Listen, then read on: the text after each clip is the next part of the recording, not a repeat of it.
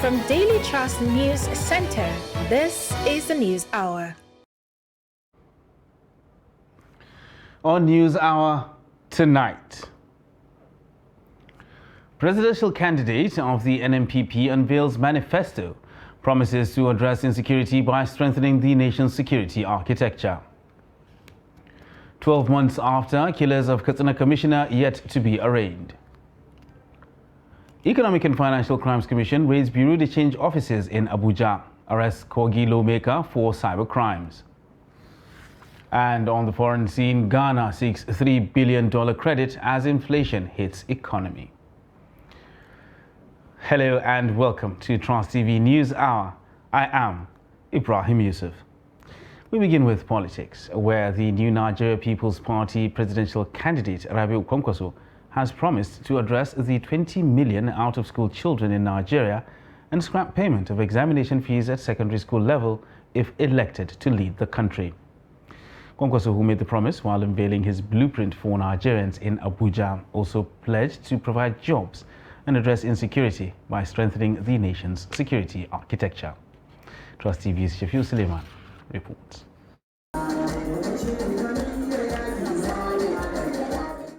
Unveiling what he called an organic blueprint to Nigerians put together by a committee he chaired, the NNPP presidential candidate enumerated his policy options in security, economy, education, healthcare, among several other sectors. We live in a country where victims of insecurity are constantly being ignored, or worse still, being accused of exaggeration, or lying, or both. We live in a country where victims of unemployment are accused of laziness. We live in a country where universities and other tertiary education institutions are frequently being shut down for months, and our children's future being jeopardized while leaders are busy throwing out hundreds of millions of naira to purchase party nomination forms. While promising to run a citizens-oriented government with active participation of people at the grassroots, Kwankwaso proposed enhanced investments in key sectors of the economy that could address governance deficit and reset the country to the path of sustainable development. A Nigeria where justice and fairness rule, a Nigeria where safety and security are assured, a Nigeria where peace and prosperity are guaranteed, a Nigeria where equity and opportunity are available and accessible to all students, and a Nigeria where governance is about the yearnings and aspirations of all the students. The blueprint, though consistent with the raging restructuring debate, but without taking a stance on the specifics, however, does not articulate responses to contemporary global economic drivers such as digital economy, foreign policy objectives, amongst others. Shafiu Suleiman, Trust TV News, Abuja. Meanwhile, All Progressive Congress presidential candidate Bola Tinubu said that fuel subsidy should be removed, restating his resolve to hit a double-figure gross domestic product if elected in 2023. Tinubu said this during his town hall meeting with the business community and organized private sector in Lagos. Tinubu said fuel subsidy, which could cost the country up to 6 trillion naira, should be removed. The APC presidential candidate laid out his action plan before the business leaders, saying having achieved similar economic successes as Lagos State Governor, he has the capacity to repeat the same in the country as president. The former Lagos State Governor said to achieve the GDP growth, his administration will bring the nation's industrial policy to life by creating major industrial hubs in each geopolitical zone, as well as promote agriculture to produce enough food for ordinary people. From its very inception, our political economy has been imbalanced and in need of major reform.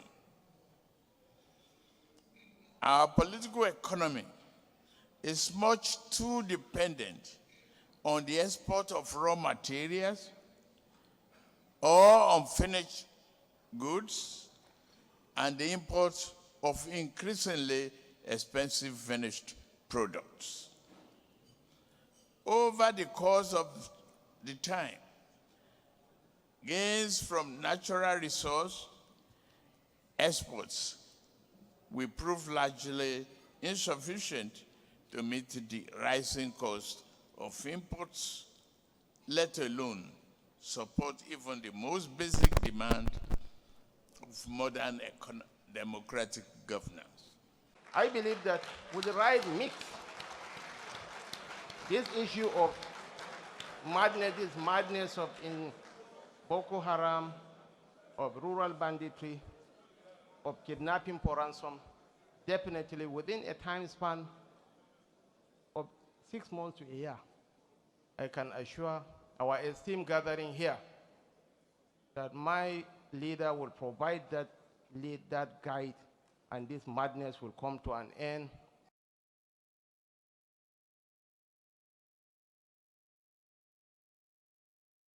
And the Katsina State Governor Aminu Masari has inaugurated the Dikko Jobe APC Governorship Campaign Council for the 2023 election. While inaugurating the council, the governor appealed to aggrieved party members to forgive the party of any wrongdoing and unite to win the upcoming election. The committee has different political personalities and experts as members that will spearhead the campaign activities. Jamil Mabai has details.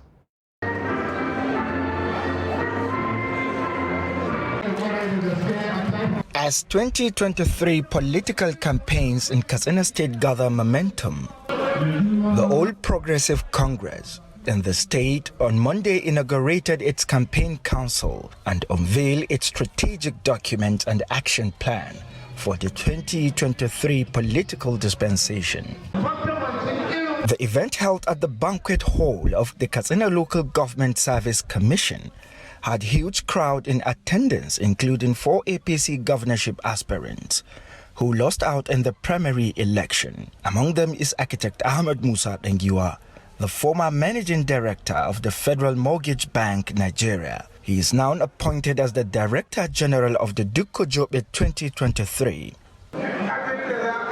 Addressing the huge crowd, the state governor, Aminu Bello Masari, noted that the inaugurated campaign council is saddled with the responsibility of ensuring victory for both the APC presidential and the governorship candidates.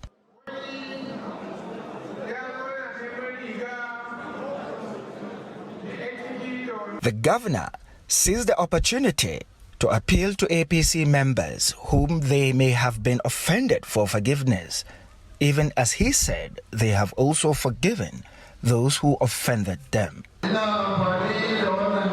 APC governorship candidate, Dr. Dikko Umar Radda, described the task before the campaign council as a huge task, but expressed confidence in the ability and the capacity of the team to actualize the anticipated victory for the ruling party in the state. The campaign council is to be chaired and co-chaired by Governor Aminu Masari and Dr. Dikko Umar Radda. Others are Umar Tata, Yakubu Manir, and Farouk Jobi, who is now Dikko's running mate.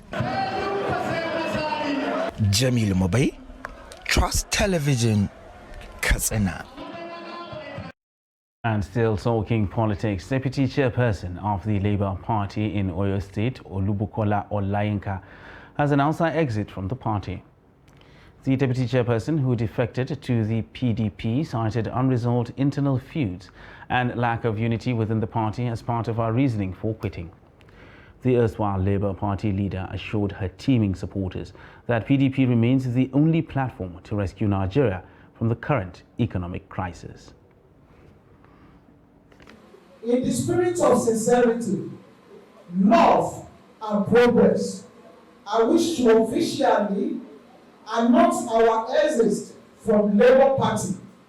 I am not alone in this decision, as the people who believe in my political mentorship are also on the same page with me. Undoubtedly, Our withdrawal from Labour Party is the resultant effect of protracted internal field and incursion among the leadership of Labour Party in Oyo State.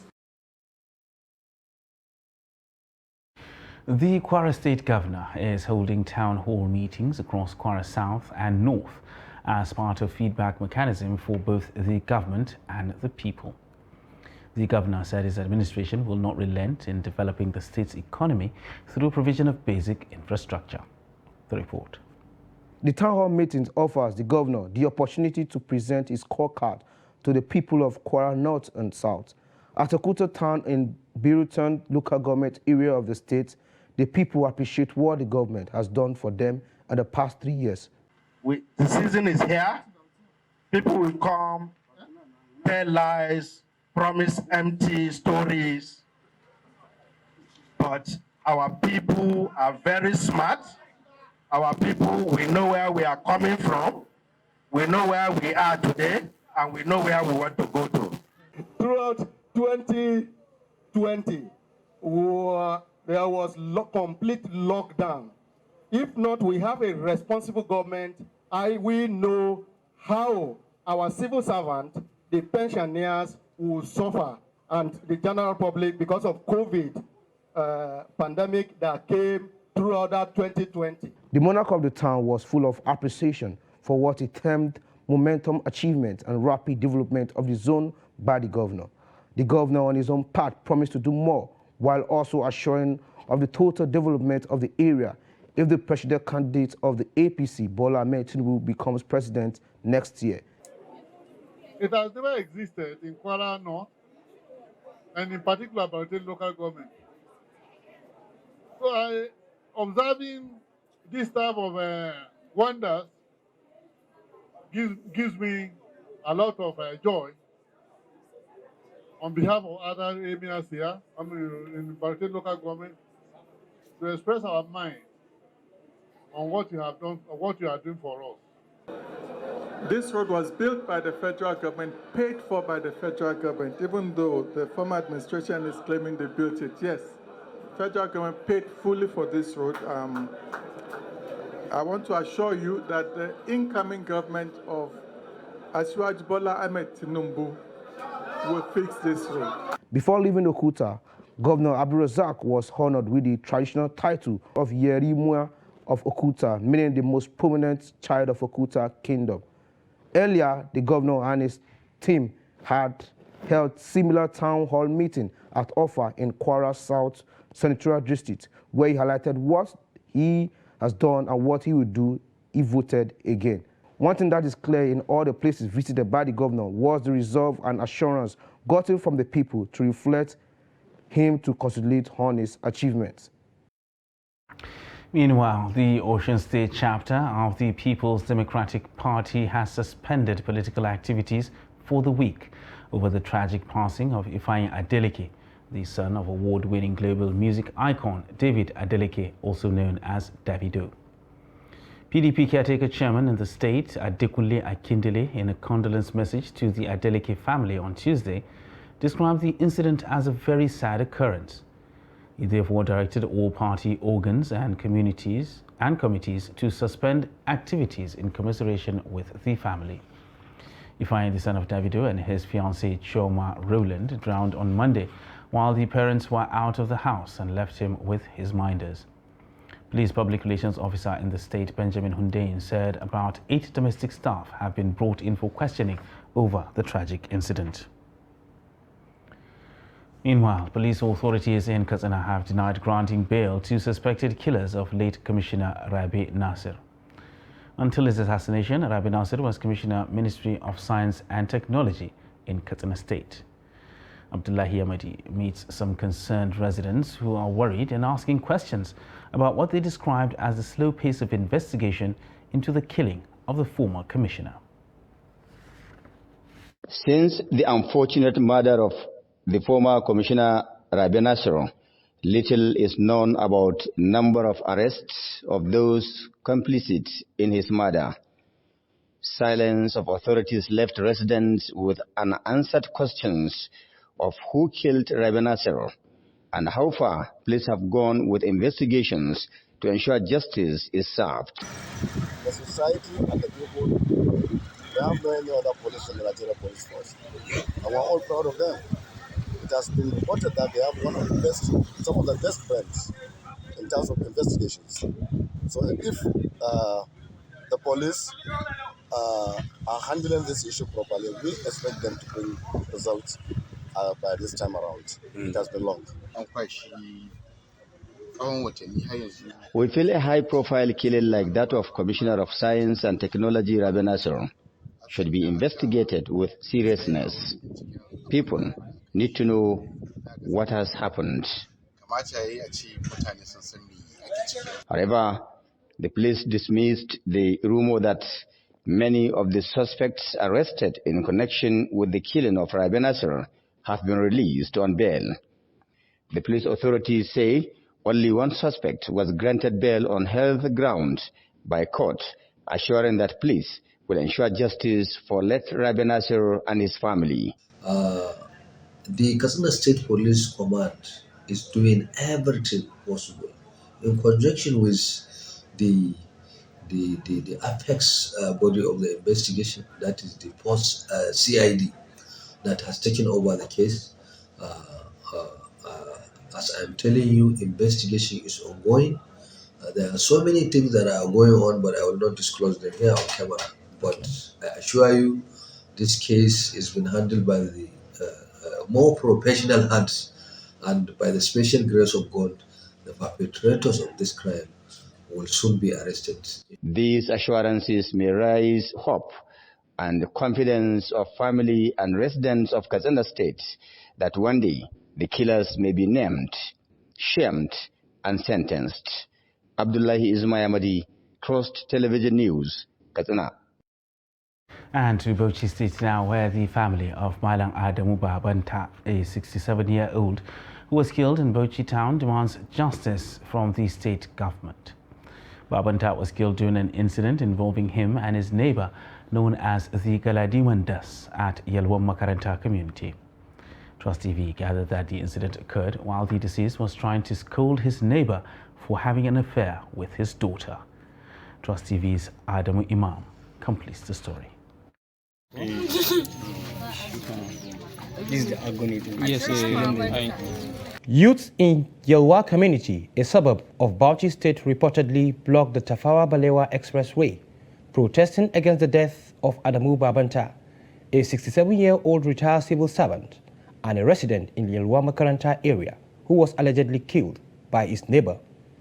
Adamu's younger brother told Trust TV News how it all happened. Brother was complaining about his advances to our daughter, that he has been pursuing her and all this. So my brother felt it's not good for him as a neighbor.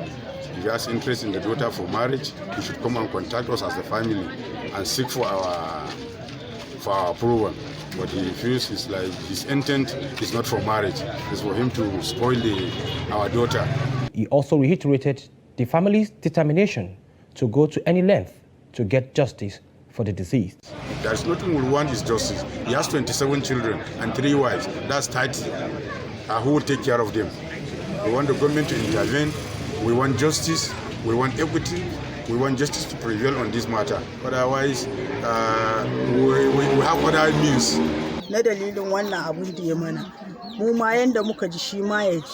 The suspect, an influential member of the community, is currently in police custody. And to matters of security now, where Borgu Emirate Council and Borgu Local Government Area of Niger State has ordered the closure of all major markets in the area over increased fear of attacks by suspected insurgents. The order follows the Saturday attack on military cantonment in Wawa near Kainji Dam. The public relations officer of the Borgu Youth Development Association, Muhammad Kabir, said in a statement he issued on behalf of the Emirate Council after an emergency meeting on Monday evening that the decision was taken following the unrest in communities since the last attack. He said the Emirate Council had also imposed a curfew between 9 p.m. and 6 a.m. beginning from Monday night. Kabir said the council also resolved that cars and motorcycles owners must obtain number plates or risk seizure. He said all commercial motorcycle riders must also wear reflective vests for proper identification. Armed men suspected to be insurgents on Saturday night attacked army cantonment in Wawa Borgu local government area, where 8 insurgents were reportedly neutralized by troops. Meanwhile, bandits have abducted over 40 children working on a farm on Sunday afternoon in Paskari local government area of Katsina State. The bandits surrounded the farm, shooting sporadically with AK-47 rifles before abducting the children. About 39 of the kidnapped victims are from Mairua village of Paskari district. And according to some residents of Mairua village who called Trust TV News in Katsina, the bandits arrived on the farm on motorcycles disguised as looking for drinking water before they started shooting to scare their victims. The residents say they had to hire the services of vigilante members before harvesting their farm produce. They said that many communities had to pay money in millions to the bandits to allow farmers harvest their crops. Farming communities in Paskari, Ndume and Sabua are appealing to relevant authorities to provide adequate security that will allow them evacuate produce from their farms. At least 7 out of the 40 kidnapped children in Paskari local government area have escaped unhurt. Now about 33 children are still in the hands of the terrorists. The Court of Appeal in Abuja has discharged and acquitted Major Akim Aderogba Oseni, who was earlier convicted of manslaughter over the death of a junior colleague. In a statement by Mike Ozehome on Tuesday, Oseni had been sentenced to 10 years in prison in a judgment on February 7, 2020. In February 2017, Oseni and 3 other officers, Major O. Osau, Captain S. Amosu and Lieutenant Dogari, were instructed to drill a soldier, Lance Corporal Benjamin Collins, who attempted a jailbreak. Major Oseni was court-martialed by the military authorities along with others on a lone count of manslaughter. The court sat at Command Officers Mess, Asokura, Abuja, and judgment was delivered on the 7th of February 2020, sentencing Major Aderogba to 10 years imprisonment. The sentence was confirmed on the 24th of November 2020 by the Army Council. Captain Amosu Aderogba's co-accused was acquitted at the point of sentencing on the 7th of February 2020.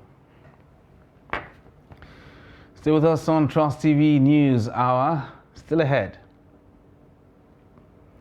we take a look at the traditional bone setting in the modern world. Details of this and more after the break. Stay with us.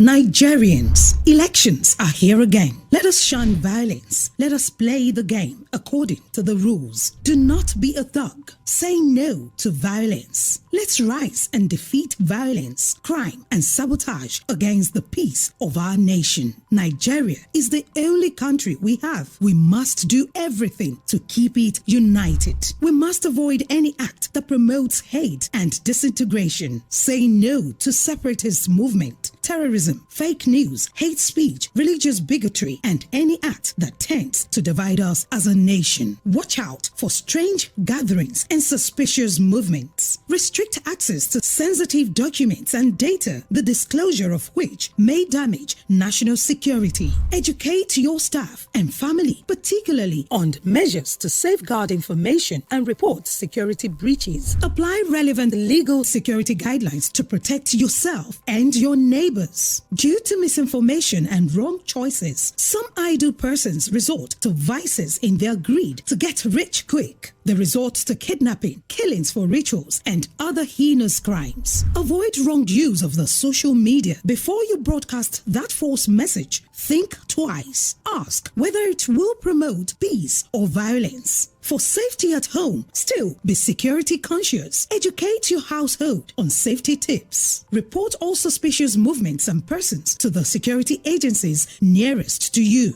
Be a good citizen. Be patriotic. To pass security information information, please call 0813-222-2105, 0915-339-1309, 0908-837-3514, or send a mail to dsspr@dss.gov.ng. This message is from the Department of State Services, DSS.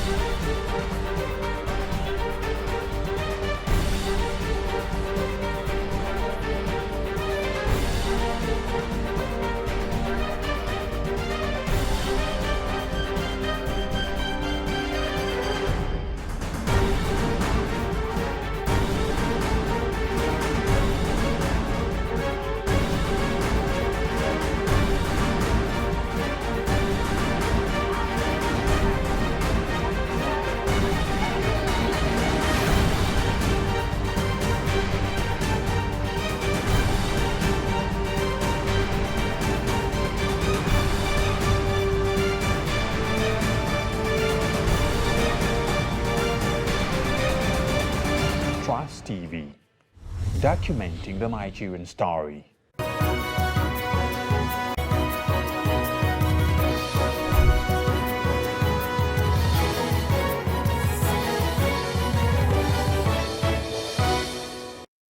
Welcome back, and thanks for staying with us on Trust TV News Hour. Now let's recap our top stories. Presidential candidate of the NNPP unveils manifesto, promises to address insecurity by strengthening the nation's security architecture.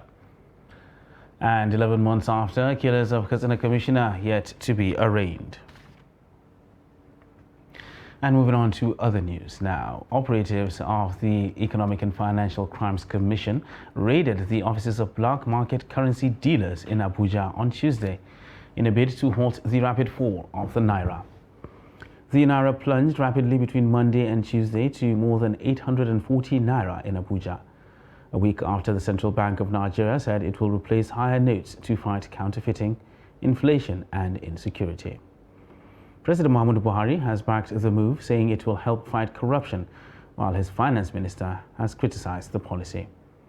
Hopes that the policy could help fight money laundering appears to have backfired as suspected holders of illicit cash scramble to change their stash into foreign currencies, fueling demand for dollars and a further plunge in the value of the Naira.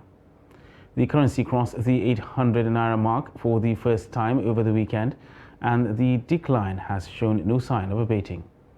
On Tuesday, traders told Premium Times they were buying a dollar for as high as 840 Naira, implying they would sell for more. The Wuse Zone 4 area of Abuja, where currency traders conduct their unauthorized deals, said armed operatives of the EFCC stormed the Sheraton Hotel area of Abuja, arresting Bureau de Change operators. Our reporter saw two white buses parked in front of the Musawa House along Constantine Street of Wuse Zone 4.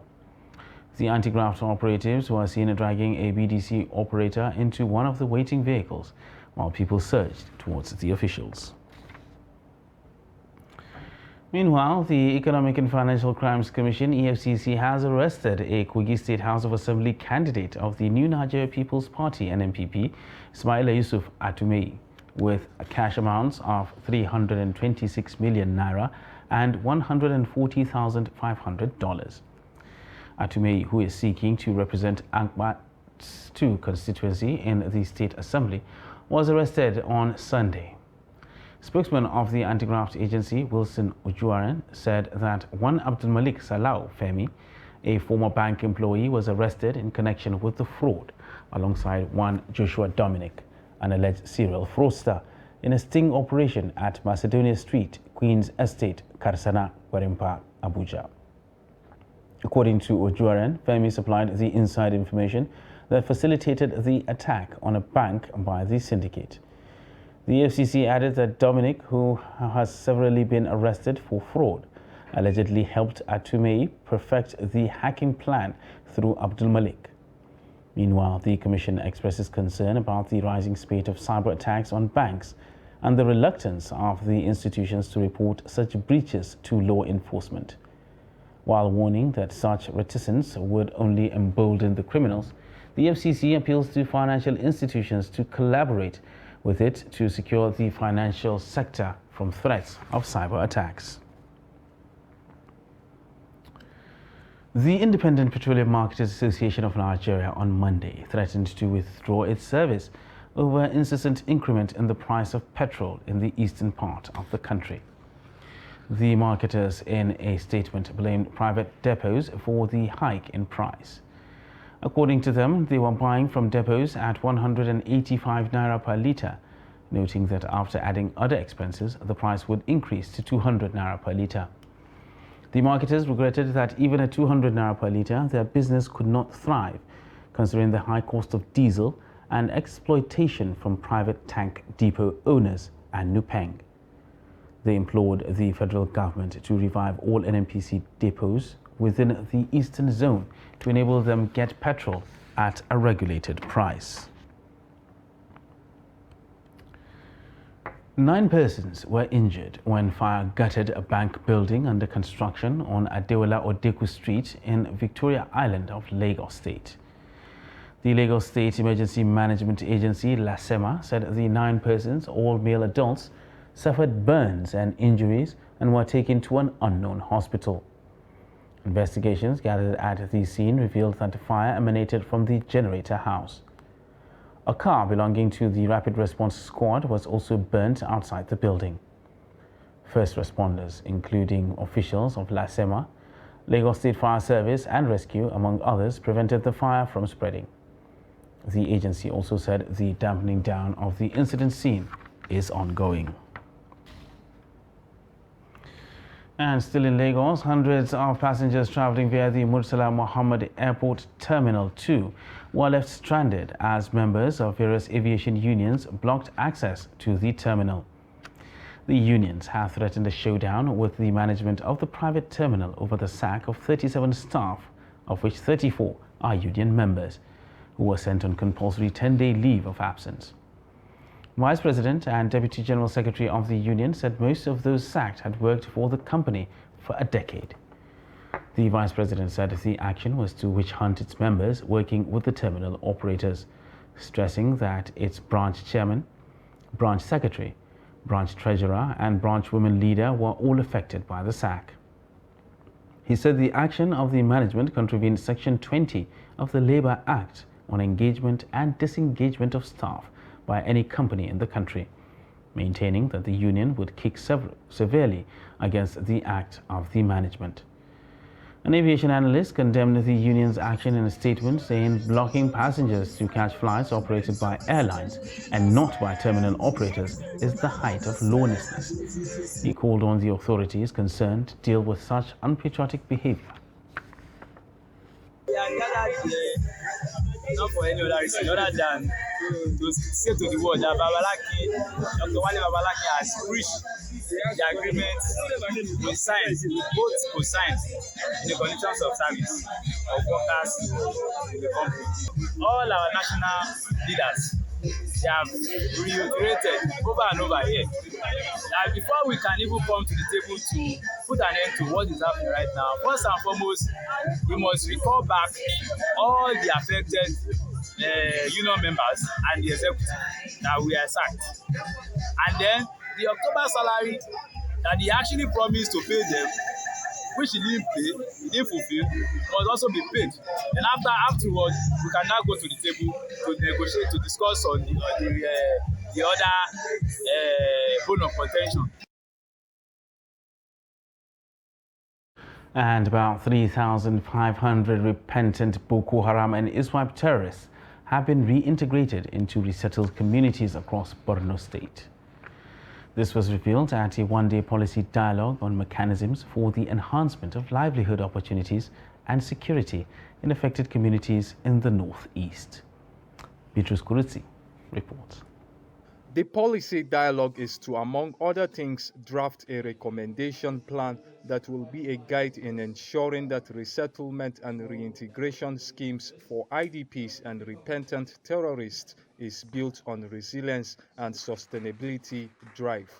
Agriculture and skills acquisition, among others, were identified as playing a key role in reviving and improving livelihood in affected communities. So far, we had the low risk and the minor, 3,500, and they are working. In fact, 80% of them are farming. Everywhere, they are farming. And you have to understand that over 85% of these people were forcefully conscripted. You are all aware. Therefore, coming back home, the community are happy to have them. Agriculture is one area where, when fully reactivated and implemented, it will naturally attract the people back to their communities and then resettle them. Like for government, what is your role? What are you supposed to do? Then we reach out to you and then we identify what that role is to ensure that it works. The same thing applies to the community, to the traditional rulers. So it's a new approach of ensuring that a policy dialogue is organized where the voice of everyone counts, and at the end of the day will come with an all-inclusive approach. It is expected that recommendations made here would be implemented and not kept, but to ensure proper reintegration of the target population.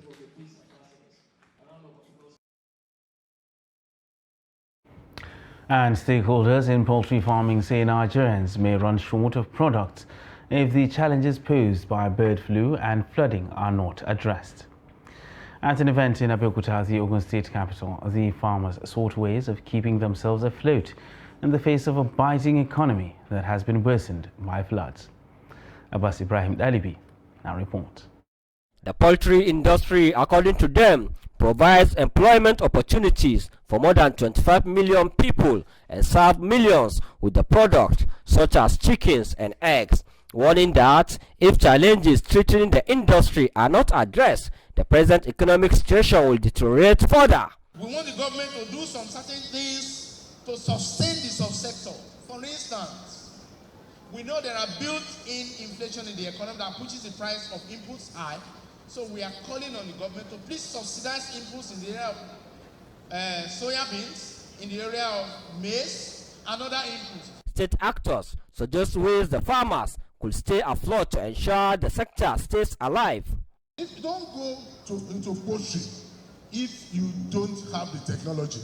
Ladies and gentlemen too, don't go into maize and soya if you don't have the technology. You can have some alliance with some of our northern friends, so that if you are able to bring in some raw material, it keeps the cost of production down. This calls for the global solidarity and action to restructure agro-food system in order to create inclusive economic growth. For the poultry farmers, the challenges has opened them to the opportunities to grow by adopting modern research and technology. We must move ahead. But in moving ahead, remember, we must get the knowledge, we must be aware. There are a lot of changes for bettering and improving on poultry production. Stakeholders call for the proper land use, especially land allocated for agriculture, to attract more investment in the sector. The growing market with the demands for eggs and meat projected to reach 1.3 million tons by 2025. Ladies and gentlemen, that is huge. From Abeokuta, Abbas Ibrahim Dalibi, Trust TV, Lagos.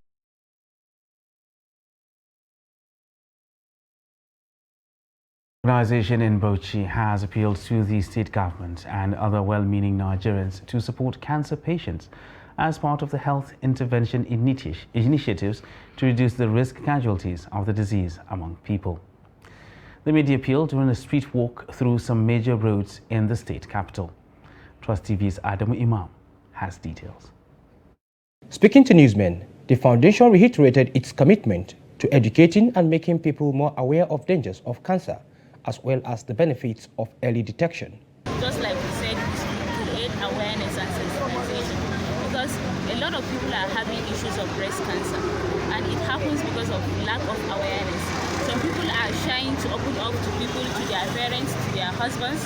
They don't want to open up.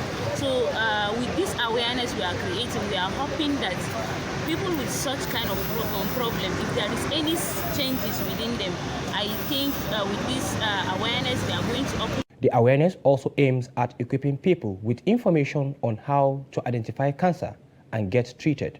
Cure. Some people believe that there is no cure for cancer in the life, there is a cure. So by the grace of God, inshallah, everything is going to be fine. So have confidence. Now we are here to fight it together. Inshallah, everything is going to be fine. Allah, and it's going to be okay. So please, women, be very careful. Always take care of yourself. Notice, go for checkup regularly. The foundation hopes to reduce the rate of cancer diseases among women and mothers by 0% across 20 local government areas of the state by taking campaign on cancer preventive measure to the nooks and crannies of the state. We also have wives, so we normally encourage them or advise them if they have any changes, they should open up to us since we are their husbands or their brothers, because if there's so any changes, they should talk to us, we give them advice to maybe visit the hospital. The theme of this year's World Cancer Week is belief in a cure. Commit to the fight. Now, traditional bone setting has been in existence in northern Nigeria and other parts of the country for centuries. And despite time changes, people still seek the service of traditional bone setters at the Rigasa community in Igabi local government area of Kaduna State. In this report, Bello Musa examines the work of traditional bone setting in the modern world and some parts and challenges associated with the practice. The report. In developing countries, the traditional care of diseases and afflictions remain popular despite the existence of modern healthcare services. Perhaps more than any other group, traditional caregivers enjoy high patronage and confidence by the society. Jamilu is a bone setter at Rigasa community who inherited the practice from his parents. He explains some of the process involved in traditional bone setting. We use wood from bamboo tree for people with fracture, while we massage those with dislocation and apply herbs. We rely on herbs to treat our clients. Though Orthodox medicine has impacted the practice, Jamilu says they still experience people patronage. Our parents used to admit people in our house, but now we offer home service, while others come to our house when they have fracture or dislocation.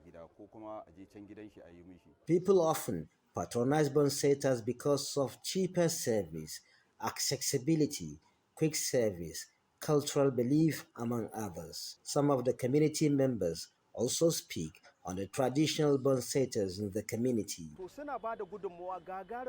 They helped our community.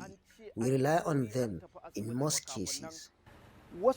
Many still believe in them more than the Orthodox.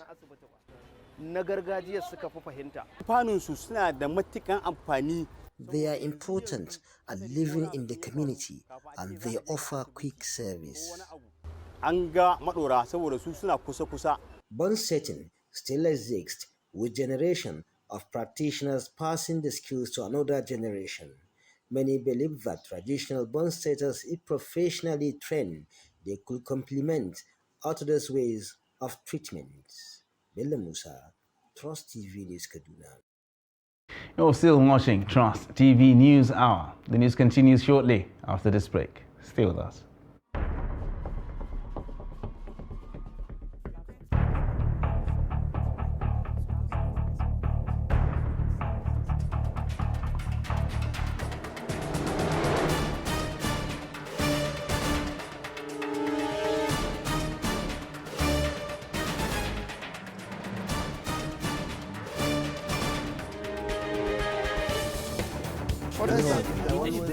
That's great.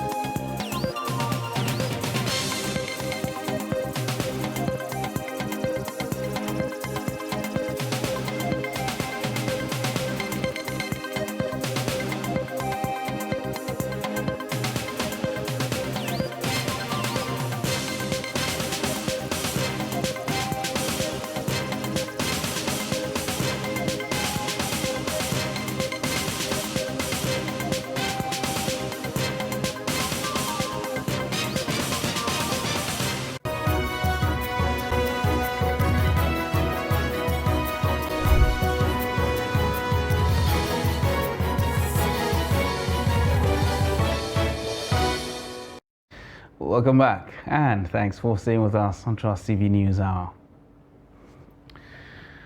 Now, the moves by the Central Bank of Nigeria to improve access to finance, particularly for micro, small and medium enterprises, MSMEs, have been commended, as over 16.6 trillion naira in credit has been collateralized on the portal of the National Collateral Registry, NCR. NCR Registrar Bulus Musa said this at a town hall meeting on the sensitization of the use of secured transactions in movable assets Act 2017, organized by the Development Finance Department of the CBN in Lagos. He said about 752,000 MSMEs have registered movable assets to obtain loans from financial institutions since the inception of the NCR in 2017. The NCR, first of all, is an initiative of the Governor of the Central Bank of Nigeria and Godwin Emefiele. And it's an initiative from the IFC and the Central Bank of Nigeria. The Governor is concerned about catalyzing the economy, the growth of the small and medium scale industry. The STMA is secured transaction in movable assets, which means we want to use the movable assets as collateral for granting credit. How can the small and medium scale industry benefit from it? You just need to go to your bank. For this program, our mandate is to improve access to relevant business services, financial services. I think in the course of the work we've done, we've seen that so many businesses are emerging, so many people are going into businesses. Of course, everybody cannot do white-collar jobs.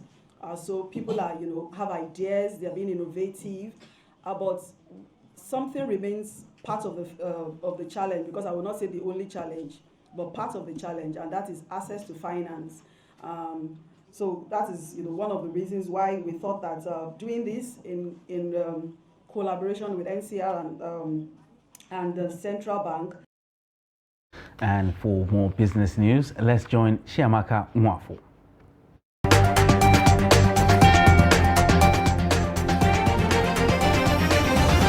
Amazon Web Services Inc., AWS, has announced the opening of its first office in Lagos, Nigeria.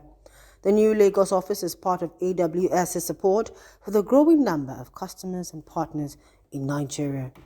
The office, which is a subsidiary of Amazon.com Incorporated, will support organizations of all sizes, including startups, enterprises, and public sector agencies as they make the transition to AWS Cloud. The company said it will support new and existing customers looking to use AWS products and services to innovate, lower their information technology IT costs, and grow their organizations in the cloud. The Minister of Communications and Digital Economy, Professor Isa Ali Ibrahim, welcomed the opening of the new AWS office in Lagos. The Nigerian Customs Service, NCS, says the Vehicle Identification Number VIN valuation system has recorded huge success since its introduction. Timi Bomodi, National Public Relations Officer of the service, said this in an interview with newsmen in Abuja on Tuesday. Bomodi, who is also a Deputy Comptroller, said the system had been able to drastically reduce false information on imported vehicles. He said with the system currently in place, full information about a vehicle gets revealed once entered into the system. The customs spokesperson said the process had made it possible for the service to get appropriate duties for imported vehicles. The Vehicle Identification Number VIN valuation policy was introduced in February for allocation of automated standard values to all vehicles being imported.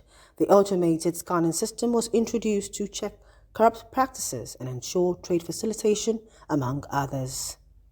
And finally, in the stock market, it was a bearish session on the floor of the Nigerian stock on Tuesday as the All-Share Index slid down by 0.17% to close at 43,839.08 points from the previous close of 43,912.64 points. The market capitalization declined by 0.33% to close at 23.840 trillion naira from the previous close of 23.918 trillion naira, thereby shedding 78 billion naira. The market breadth closed negative as 12 equities emerged as gainers against 16 equities that declined in their share prices. An aggregate of 172.866 million units of shares were traded in 4,110 deals valued at 4 billion naira. And that's it on Business News. I am Chiamaka Mwafo.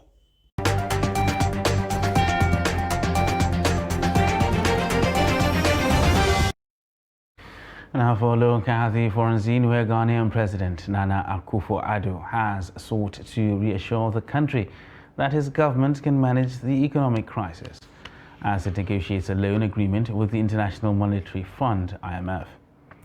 The president urged Ghanaians to support his decision to reverse his position to seek a loan to address the economic crisis in the country.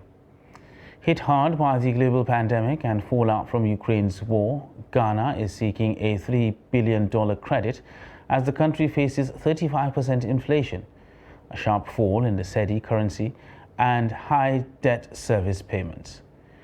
The IMF has opened talks with Ghana over a deal where the president said they hope to reach an agreement before the end of the year. President Akufo-Addo said the loan will give further credence to the measures the government is taking to stabilize and grow the economy, as well as shore up its currency. The president said the IMF deal will not mean any so-called haircuts to trim the value of the country's debt, which would mean bondholders will lose money. He also said the government will review import standards and support farmers in a bid to reduce reliance on now more costly imported goods. And now for sports news, over to Mardia Umar.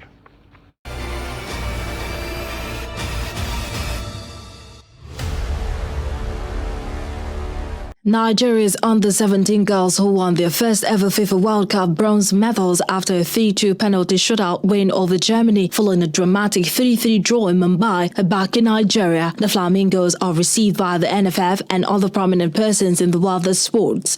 The girls were also received at the Moshood Abiola Stadium in Abuja. And moving on, Nigeria, Ghana and Benin Republic will present a joint bid to host the 2025 African Cup of Nations. Nigeria and neighbors Benin Republic were previously expected to battle Algeria and Morocco for the hosting right. The West African counterpart Ghana are now ready to team up with them to host the Continental Showcase. Guinea was initially granted the hosting rights of the competition, but the Confederation of African Football, CAF, rescinded the decision due to lack of funds to put in place the required facilities. It will be recalled that Ghana and Nigeria co-hosted the 2008 edition of the AFCON. The continent's football governing body expects finalized bids for AFCON 2025, including documents, proposed host cities and government guarantees to reach its Cairo headquarters by December 16, 2022. And in Serie A, Victor Osimhen has been included in the Serie A Team of the Week for his hat-trick feature in Napoli's 4-0 win against Sassuolo on Saturday. The Team of the Week was compiled by Football Facts and Statistics website. Osimhen was one of the 4 Napoli players who made the list. He opened scoring for Napoli in the 4th minute before doubling the lead in the 19th minute. The Super Eagles starred and completed his hat-trick to make it 4-0 with 13 minutes left to play. He has now taken his tally to 7 in 8 league appearances for Serie A leaders. Osimhen is also joint top scorer with Austria striker Marco Arnautovic in the Italian top flight. And finally, in tennis, Tunisian second seed Ons Jabeur lost on her WTA finals debut as Aryna Sabalenka fought back to win on the opening night of the season-ending event. Wimbledon and US Open finalist Jabeur was beaten 3-6, 7-6, 7-5, 7-5 by Belarusian 7th seed Sabalenka. Earlier, Greek 5th seed Maria Sakkari opened the singles tournament, which features the 8 best players of the year by beating Jessica Pegula. Sakkari won 7-6, 7-6, 7-6, 7-4 against the American 3rd seed in Texas. The finals, which also see top 8 teams of 2022 playing the doubles, are being held in Fort Worth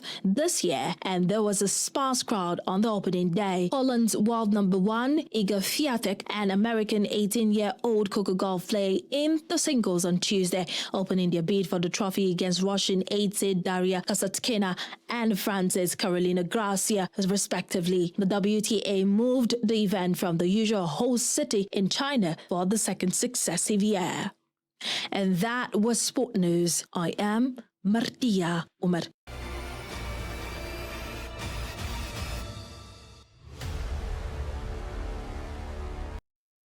And with that, we wrap up Trust TV News Hour for tonight. Now, for more news, you can subscribe to watch us live on YouTube and follow us across all our social media platforms. I am Ibrahim Yusuf. Thanks for watching.